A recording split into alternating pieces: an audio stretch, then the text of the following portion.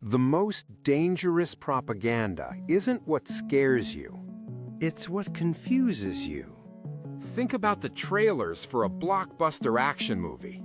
They show you explosions and heroes, but they also show you quiet moments of connection or loss. The goal isn't just to show you the action. It's to create a tension in your mind, a desire to see how those two opposing worlds resolve. Now, imagine that same technique used not to sell you a movie ticket, but to sell you an entire ideology. At the height of its power, ISIS became masters of this, producing slick, high-budget propaganda that looked more like a Hollywood film than a terrorist video. Their most effective work wasn't the brutal, graphic content you'd expect. It was quiet, it was subtle, and it was deeply confusing. In fact, their entire recruitment strategy can be understood by deconstructing one single paradoxical frame. One image that held two completely contradictory ideas at the same time. It was an image of peace and an image of war, all at once. And it was designed to break a person's mind just enough for a new, radical idea to get in. So how does one seemingly peaceful image convince someone from the West to abandon their life and join a terror group? To answer that, you have to understand why ISIS chose to become a media company first and a caliphate second. I'm Sarah Adams, and I've spent my career analyzing the messaging and strategies of groups just like this. While older groups like Al-Qaeda relied on grainy videos and long, rambling sermons, ISIS took a different approach. They invested millions into a global 24/7 media operation. They had studios, professional editors, and a marketing strategy that rivaled major corporations. Their target wasn't just local sympathizers, it was disaffected young men and women in the West. They were speaking to people scrolling on social media, looking for an identity, for purpose, and for a sense of belonging. So they didn't just sell war, they sold a utopian vision. They created videos showing thriving markets, beautiful landscapes, and happy families. They presented the caliphate not as a battlefield, but as a sanctuary. It was a promise of a pure life, a meaningful existence away from the corruption of the modern world. And the video we're about to examine is a prime example of this strategy in action. So, with that context, let's look at the evidence. I'm going to show you a short clip, but I want you to pay close attention to one single frame near the end. What do you see here? At first glance, it looks like a scene from a peaceful rural community. The lighting is warm and golden, suggesting a perfect afternoon.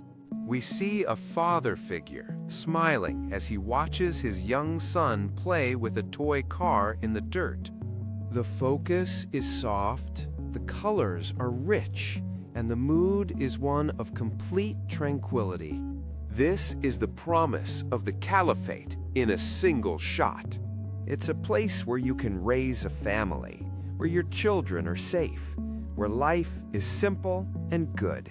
The message is clear. This is paradise on earth. But look closer. Leaning against the wall, just behind the father, partially in shadow, is an AK-47.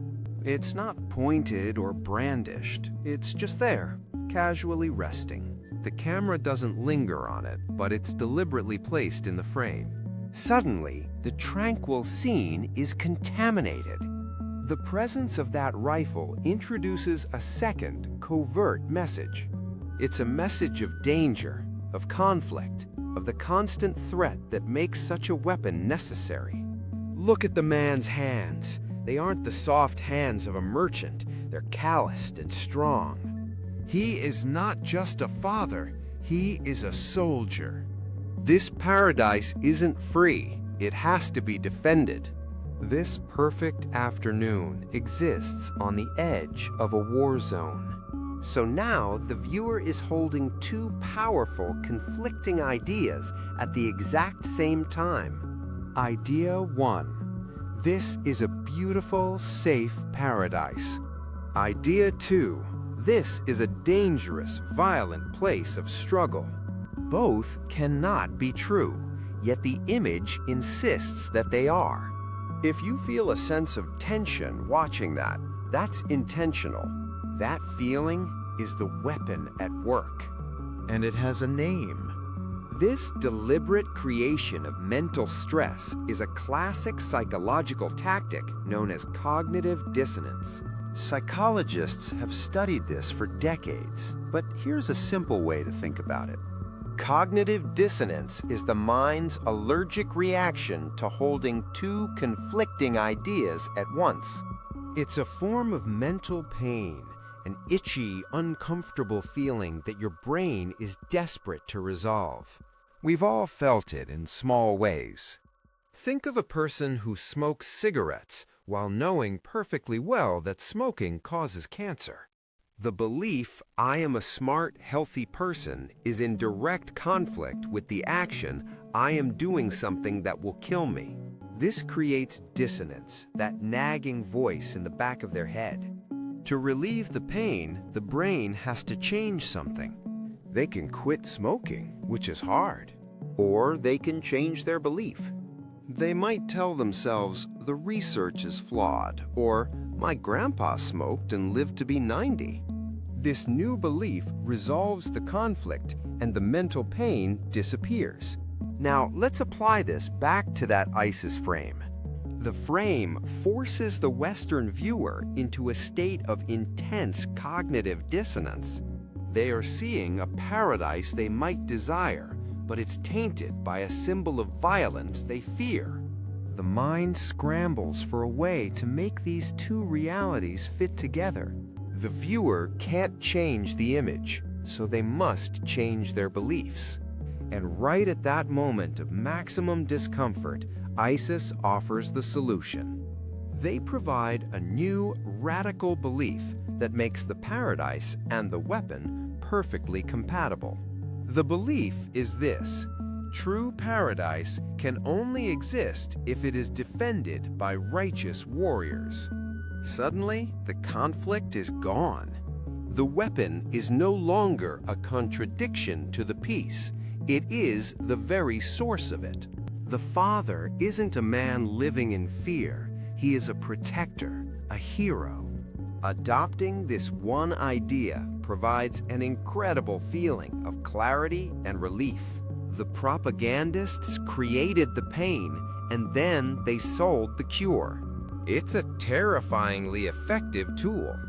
But terrorists aren't the only ones who have figured this out. In fact, you've probably had this used on you today. Now, this might seem like a huge leap, but I want you to look at this advertisement from a luxury watch brand. See the imagery: a world-renowned artist, a record-breaking athlete, an explorer at the peak of a mountain. We are the brand of the exceptional. By extension, they are telling you, the viewer, that you too are exceptional. You are a person of taste, ambition, and success. This is the paradise part of the message. It's a flattering and desirable self-image. But this creates a quiet, internal conflict. It creates dissonance. Because as you sit there, you are holding the belief, I am an exceptional person, while simultaneously facing the reality, I do not own the symbol of exceptional people. Your self-image is in conflict with your material reality. The ad creates a tension between who you want to be and who you currently are. And just like ISIS, the brand offers you a simple, elegant solution to resolve this uncomfortable feeling. Buy the watch. The purchase is the cure for the dissonance. It's the action you take to make your reality align with your desired self-image. Once you own the watch, there is no more conflict. You are the successful person, and now you have the proof. ISIS tells you, you are a warrior for God. Join us. A Rolex ad tells you, you are a success. Buy this. It's the same psychological script. One sells a radical ideology. The other sells a watch worth thousands of dollars. The underlying mechanism of creating a problem in your head and then selling you the only solution is identical. So let's bring this back to ISIS and their strategic goal. Resolving cognitive dissonance, whether by adopting a new belief or buying a product, provides a powerful rush of relief and certainty. It feels like a moment of profound insight, like you finally discovered a hidden truth. ISIS propaganda is engineered to create this exact feeling. Once a potential recruit accepts the new belief that paradise must be defended, they feel a sense of clarity. But that clarity immediately creates a new question. What do I do now? This is where the rest of the propaganda video comes in. The video will then show scenes of brave fighters in action, of community projects being built, and of charismatic leaders giving speeches. Each of these is a call to action, an answer to the what now question. The ultimate call to action, of course, is hijra, the migration to the caliphate. Traveling to Iraq or Syria becomes the final, ultimate way to resolve the dissonance. It is the equivalent of buying the watch, but with infinitely higher stakes. The single frame didn't just plant a belief, it planted a need for action. The rest of the video is simply a menu of options for how to act on that new belief. This isn't a random collection of clips, it is a meticulously designed psychological funnel. It's a system designed to take someone from a state of comfortable ambiguity to radical certainty. So, bringing it all back together, the frame creates the dissonance, and the ideology provides the relief. It's a classic trap. And here's how you never fall for it. Understanding this tactic intellectually is the first step, but being able to spot it in the wild is the real armor. I use a simple framework of 3 steps called the Dissonance Detection Framework. Step 1. Identify the conflict. When you encounter a message, whether it's an ad, a speech, or a video, ask yourself, what 2 opposing ideas am I being asked to hold right now? Is it making you feel both proud and inadequate? Safe and threatened? If you can spot the contradiction, you've found the core of the trap. Step 2. Identify the solution. Once the tension is created, a resolution is always offered. Ask yourself, what belief or action am I being offered to make the tension go away? Is it to buy a product, vote for a candidate, join a movement, or simply hate an enemy? The solution will always be presented as the only logical path to relief. Step 3. Question the solution. This is the most important step. Cui bono? Who benefits from me adopting this solution? Does this solution genuinely serve my interests, or does it primarily serve the interests of the person who created the message? First, spot the conflict. Second, spot their solution. Third, ask who really benefits. This simple process takes you from being a passive target of manipulation to an active analyst. If you're the kind of person who wants to understand the hidden forces shaping our world, make sure you subscribe and turn on notifications. We deconstruct these tactics every week. So, what have we learned? You now have a tool that most people don't. We've seen how a single, innocent-looking frame isn't just an image, but a carefully crafted psychological trap. It was designed not to inform, but to destabilize.